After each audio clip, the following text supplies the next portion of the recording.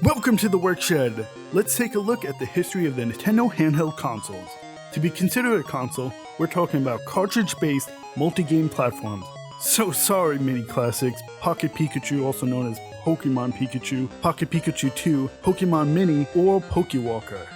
Man, do people like Pokemon? The only exception to those rules is the thing that started it all. The Game & Watch series that was released between 1980 till 1991. They were designed by the great Gunpei Yokoi, who was inspired while watching a bored businessman playing with a calculator while on a train. There were 60 different games and over 43.4 million units were sold. They ran off of LR4X button batteries. The very first one was Ball, and the modern D-pad was invented for Donkey Kong in 1982. Multiple companies helped Nintendo create the Game & Watch units, including Mego, CGL, JI2L, Futuretronics, Burn & Grabber and Company, and Video Posh. In 1989, Gunpei Yokoi created the one that started it all, the Game Boy. It's an 8-bit handheld with a 2.6-inch, 160 by 144 pixel screen capable of displaying 4 shades of olive green. 733 games were created, with Tetris being the best-selling. Due to South Korea banning Japanese cultural imports at the end of World War II, the Nintendo Game Boy was distributed by South Korean company Hyundai and was named the Mini Kompoy. In 1993, Russian cosmonaut Alexandra A. Sabrov blasted off aboard a SUV TM-17 rocket to the Mir space station. Stashed among his personal gear was a Nintendo Game Boy and Tetris game cartridge.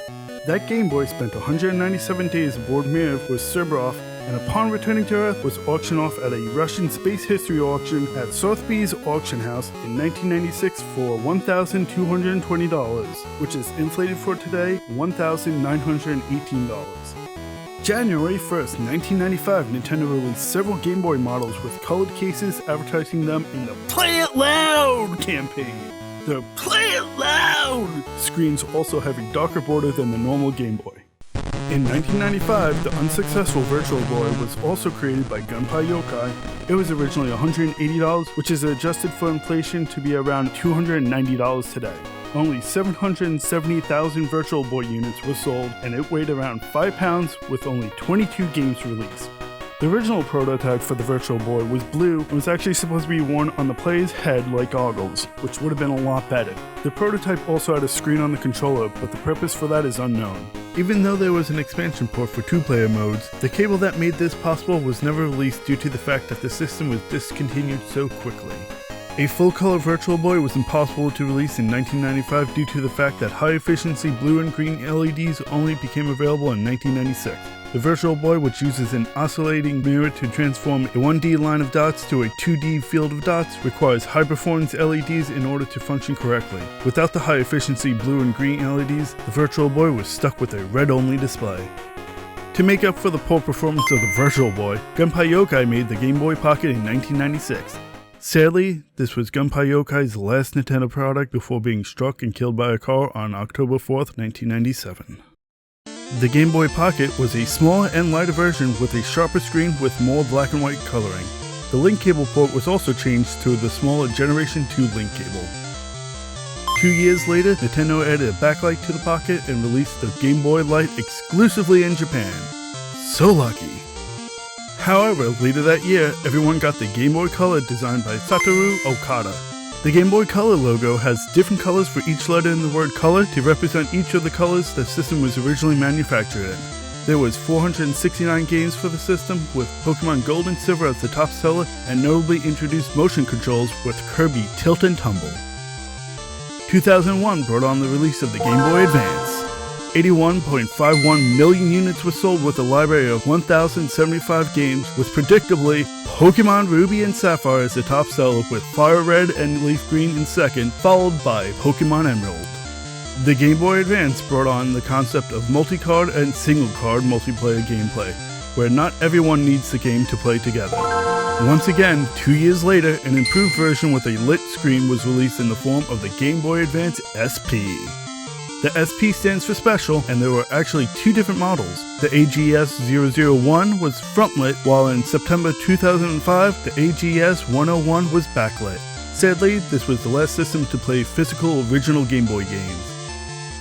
Next, in 2004, the Nintendo DS line was born. 18.79 million systems were sold with a continuous growing library of 1,862 games, with new Super Mario Bros. Leading the sales. The DS is short for Developer Systems, or more appropriately, dual screen. The lower screen, of course, being a touchscreen. Impressively, the Nintendo DS was the first video game console to be played on Mount Everest in June 2005. In fact, it was one of the only pieces of electrical equipment that did not fail once during the climb, and the game that was played was Madden DS. A year later, Nintendo took a step backwards and released the Game Boy Micro, which was a smaller Game Boy Advance with a removable faceplates and no backwards compatibility. And since Nintendo likes to make smaller versions of previous handhelds, the Nintendo DS Lite came on the scene. This version quickly became more popular than the original DS and sold 93.86 million units. And funny enough, the white version bears a striking resemblance to the 1989 Zelda Game & Watch. In 2008 in Japan and 2009 elsewhere, 2 cameras were added to create the Nintendo DSi. In this new model, downloadable titles were introduced. You can find an Easter egg in the DSi sound recorder. If the player keeps a sound clip paused and idle for around a minute, the DSi will play the Super Mario Bros. Overworld theme song using a pitch based on that paused sound clip. Later on, Nintendo decided to go the opposite route and create a larger model called the Nintendo DSi XL. In 2011, Nintendo invented some very impressive technology and made a glasses-less 3D screen. This was then implemented into the Nintendo 3DS. This console also had a few of its own Easter eggs. Making noise into the microphone while on the system settings screen will cause the icons to spin around the wrench. While doing this, the Wi-Fi helper icon can be seen on the back of the internet icon. And of course, back to the 3DS sound app, while playing a sound file, switching to the Game & Watch soccer background and pressing any button will allow you to take control and play the game. 1 year later, Nintendo upped the size again with the Nintendo 3DS XL.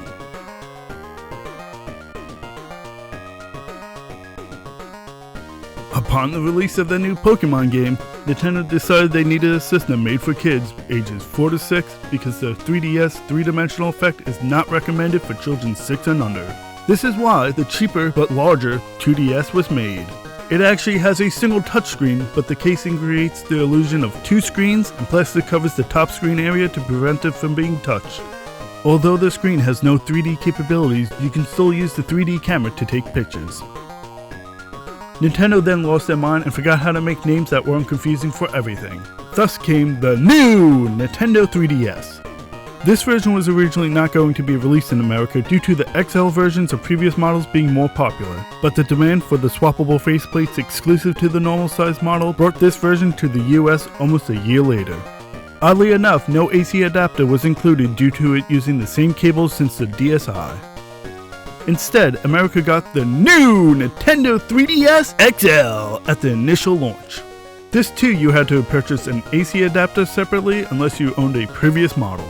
The main upside to these 2 new models is the addition of face tracking using an infrared LED light for improved 3D viewing, and they incorporated features from the Circle Pad Pro such as a right circle pad and 2 extra shoulder buttons. NFC integration for amiibo support was added, along with a faster processor and more RAM for more advanced games.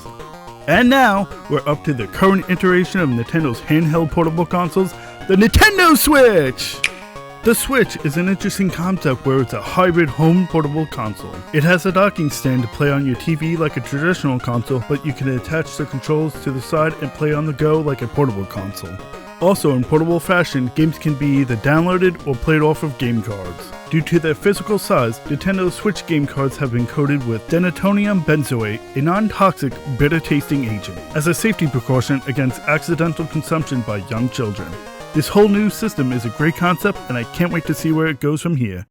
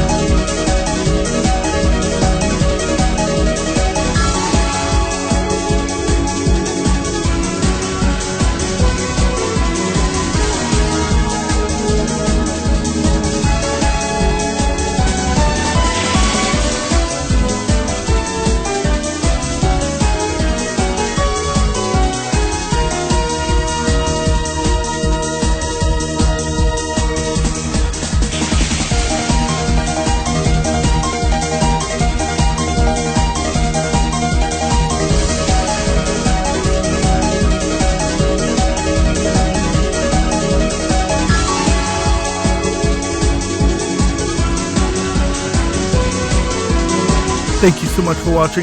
Please check out some of my other gaming videos and let me know what console series you want me to explore next. And if you want to be really awesome, go buy a t-shirt from the Exit 8 TeePublic store. See you next time.